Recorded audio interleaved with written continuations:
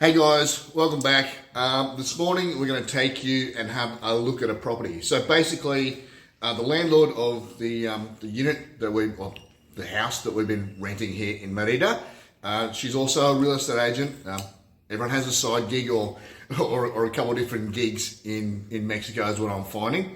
She understands that we love real estate. We've had some conversations and we want to understand pricing, rental market, the system, all those things. So today she's taking us to see a house that's supposed to also have two little, I guess, little units above them. They sound like studio little apartments, but there's two of them.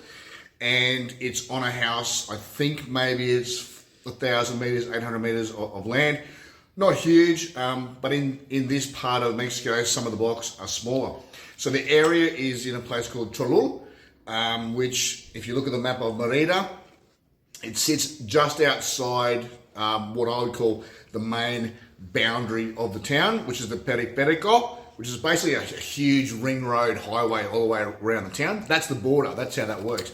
So it's outside that into a small community called Cholul, which is kind of really, I guess, a traditional style community that's been like that area has been there for a long time, and Merida's kind of grown and they've sort of joined up, effectively. So we all know towns where that's happened, like a satellite suburb just outside town. The blocks are bigger, the houses are sometimes a little bit bigger, but we want to go and have a bit of an understanding of what this is in this area that is starting to see a lot of people buy the land to develop it and chop it up, and some expats are buying in there as well. Regardless, look, we don't expect to buy a property today. We just want to start the process and actually bring you guys a look at some pricing, some gross rental yields, get a bit of an understanding of what management style options are actually available in Merida. Is it a traditional property agent management style that you might be used to in your area? So we just want to get all those feelings and have a bit of a look around, and so we'll bring that to you and we'll give us our thoughts as well. So all right, join us and we'll see you soon. Bye.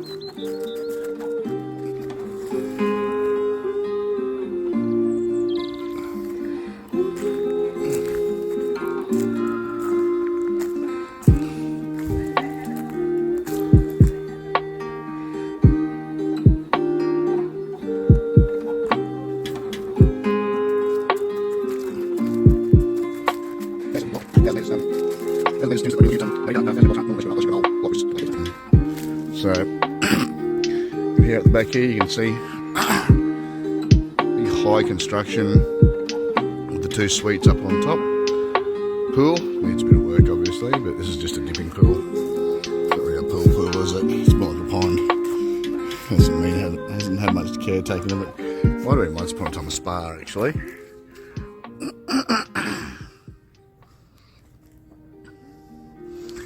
Alright, let's go and have a look inside.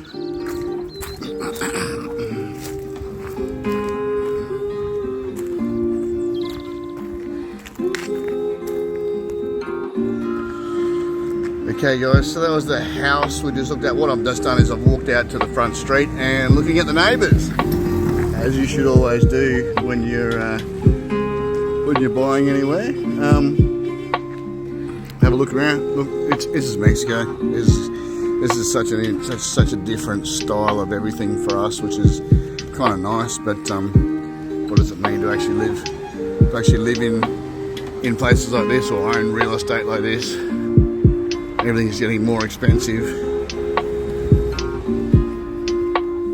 again, so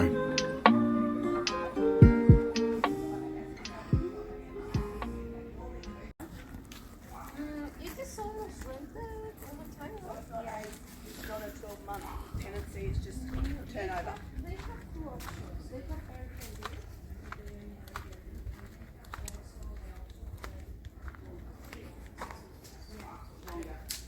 But I can get way more for short. okay. And sometimes someone rented by Airbnb, and after staying 1 week, they decide to stay more, like more direct.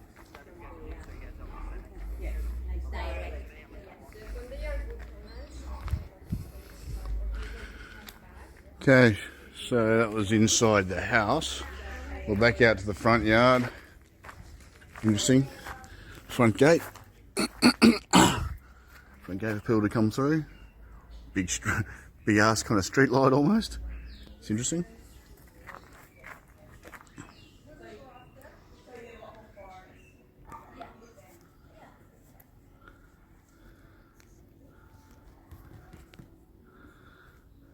Okay, so basically there's 2 studio apartments on top of the house. That's why the downstairs is only 2 bedrooms. And upstairs is 2 studio apartments. The only thing that they're sharing as a complex is the laundry and parking space, which isn't a big deal. Obviously, you see people turn in and park where required. So we're going to go, one of the studio apartments upstairs is rented. Whatever one is empty. So we're just going to go up to the empty one, have a look. They tell me it's a mirror. So I'm assuming these steps around the side here is how you get up to one of them, because I didn't see any at the back. Let's just slip down the side here.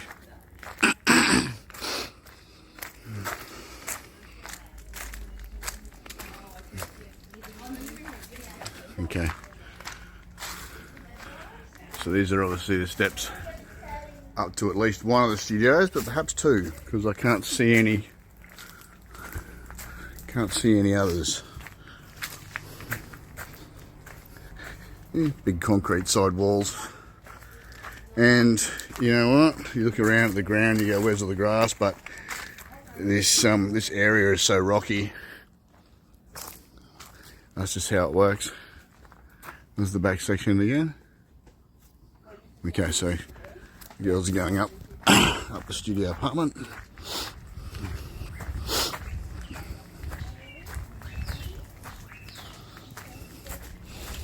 So let's have a look.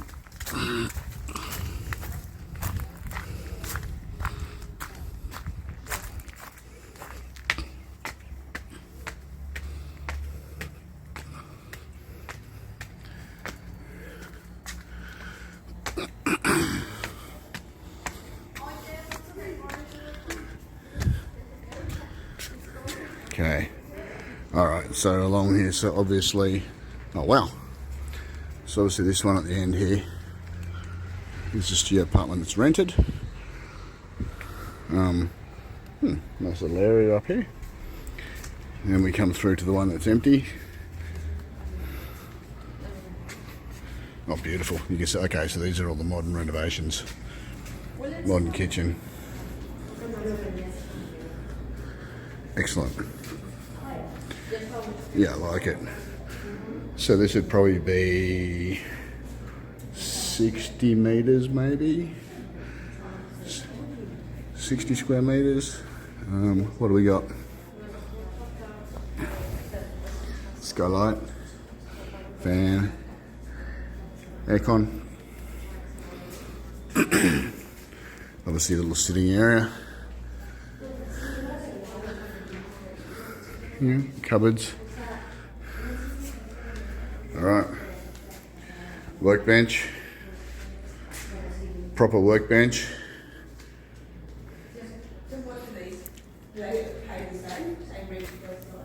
And then a little bathroom.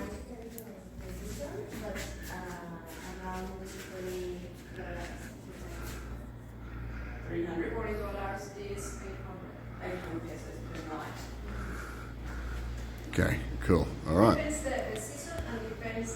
So the girls are saying how much this is rented for on Airbnb. This one tends to be an Airbnb unit, and they're saying that around about between 700 and 800 pesos per night, which is I reckon is pretty decent actually.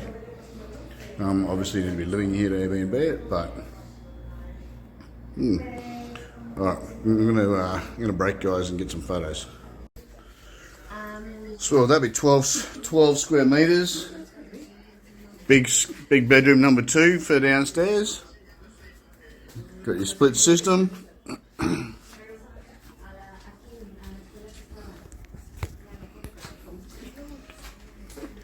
Down the hall. Okay. To your dining and living. Yep. Feels very Australian. Wash tools. Yeah. Get your tools. Feels very Australian. So that's pretty big. So what would the ceiling be? Is that a 2.9? Do you know the ceiling height? 2.4? No. No, I think it's more. 2.7? It doesn't matter, I'm just curious. Like That one's 2.8, lower. I think. Yeah. Something like that. Yep. But we are going to see here. Okay, this is master bedroom. This is a master, yes. Oh, it's a lady as well. Cool. The bathroom is Oh, at the okay, back, has and ensuite. the walk-in closet is at the back too. Yep. So master with walk-in robe. Concrete bathroom shower. Great. Okay, well, cool. Your ensuite. Cool, check that out. Concrete tub. Huh. Shower head. Concrete tub that you can really, they'll be a metre wide easy. So you could easy fit 2 people in there, lie 2 people in there, side by side. You wouldn't even have to have arguments. There's the walk-in robe again. Back out for the master. So again, the downstairs is 2 bedrooms. But it cools out. Well, they stay cool because of concrete. Yeah, it's like this is wood.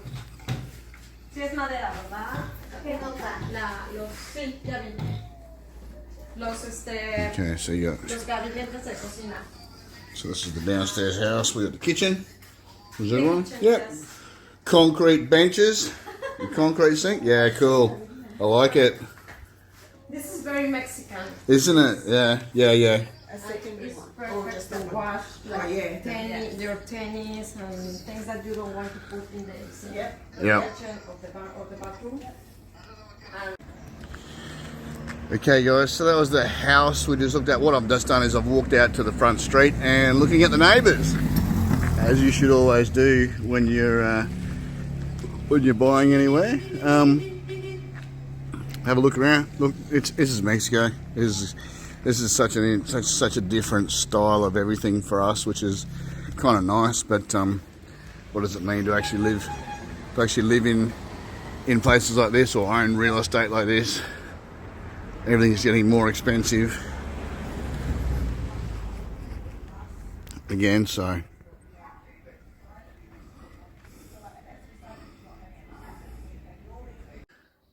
hey guys, so that was the house at Cholul that we went to see that was for sale. Look, as you know, we like to look at lots of real estate, understand the numbers, whether we're going to buy anything or not. We just like to understand all the different markets, and it was important to have a look at this. So again, Cholul is outside the Periférico of Merida, so in basically what they call a pueblo. So it's really traditional old houses, skinny streets, you know, traditional sort of accommodation, meagre in some ways. So look, the house was double-story all concrete, which is kind of the style that they do here. 1,000-meter block. The house wasn't a huge footprint, but it was double-story. So downstairs was 2 bedrooms, big living room. Kitchen was a bit small. Had like a little room at the back, which was being used as an acupuncture room, the massage. That's what the lady does.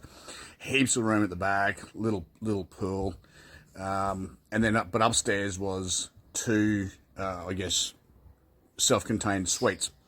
You know, open plan sort of suites, and we've got some footage of that.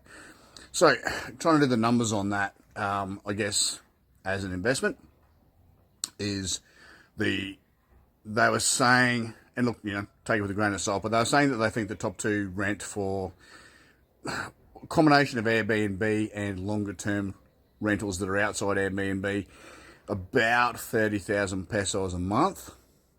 So maybe that's about 1,500 US a month. I'm just trying to work out what that'd be Australian. So it might be.